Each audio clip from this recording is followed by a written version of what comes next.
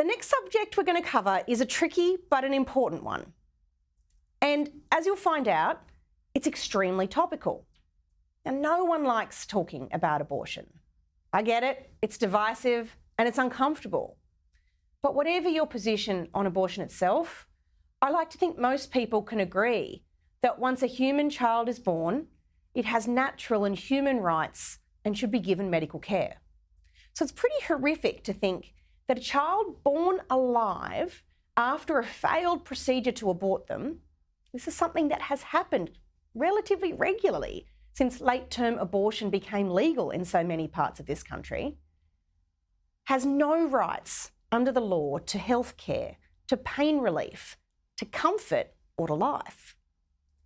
And with a bill before the Parliament proposing to fix that situation, the federal Parliament that is, it's time for us to look carefully at the work of a Senate committee consisting entirely of women as they have considered the bill.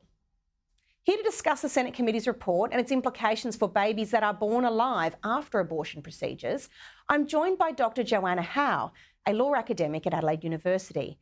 Joanna, thank you very much for joining me. First, let's establish the basic premise.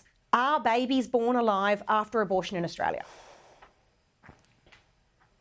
Yes, and so this is probably the most important thing to emphasise, that it is possible for a child to be born alive after a procedure that was intended to kill them, that is an abortion. And, you know, it's really important we get this straight, Amanda, because even just 2 weeks ago, the WA Health Minister, Amber Jade Sanderson, said to the West Australian, there is no such thing as a failed abortion. She said babies are not born alive after an abortion, and it's just not true. We actually know from data in just Victoria and Queensland that on average every week a child is born alive after an abortion without a legal right to care. So is this happening more often now that state parliaments have in many cases passed pretty radical laws to allow abortion up to the time at which they would be full term?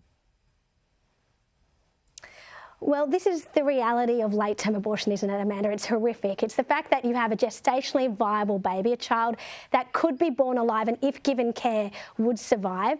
And yet in our country, those children have no human rights. So in Victoria, it was the first jurisdiction to introduce abortion up to birth. And people say, even in this, farcical Senate report that you mentioned, they said late-term abortion is extremely rare. It's less than 1%. But what people don't realise is that there are over 88,000 children whose lives are ended through abortion every year in Australia.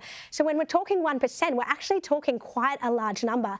And in Victoria, for example, since 2008, we've had thousands of children who have lost their life to abortion. And people say, well, those children were going to die anyway. They had life-threatening abnormalities. But actually, close to 50% of those children had nothing wrong with them. They were perfectly physically healthy, and their mums were physically healthy. And in 2011, Amanda, a child was aborted at 37 weeks in Victoria. 37 weeks is full term. My own child, Jessie, was born at 37 weeks. So it is actually a travesty that in our country we do allow abortion up to birth.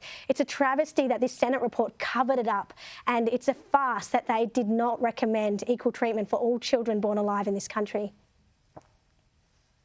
So let's get into that. Tell us precisely, what did the committee decide? Okay, so look, this was a Senate report that was based on evidence provided by thousands of people and abortion lobbyists, but also people like myself, academics, Dr. Johnny Sacker, another academic. We had a day of oral hearing, and what the Senate committee heard, they heard about children being born alive and coroner's reports exposing this. We have 2 coroner's reports, a report for Jessica Jane, who was born alive and left on a metal kidney dish for 18 minutes in an empty room without any kind of care given to her. We also know of a child at Westmead Hospital who was dumped in a medical waste bin while still alive and breathing. And the coroners in those reports were scathing of this situation, of the fact that these children fall through the cracks and do not get care when born. And yet the Senate report did not cover any of that. They did not mention Jessica Jane. They did not mention the unnamed Westmead baby. They didn't refer to the coroner's report. The report that the Senate produced whitewashed this issue. It covered it up, and it's replete with quotes from abortion lobbyists, abortion providers, and it's their unsubstantiated opinion that this isn't a problem. So what they said is that this was already covered by the guidelines, that children already get care if born alive. And if that's the case, then what about baby Xantha, who just less than 3 years ago was born in a Queensland hospital and left alone in an empty room for 7 minutes without receiving medical care? And yet again, the Senate report didn't cover that. They also said that these children live for just a matter of minutes.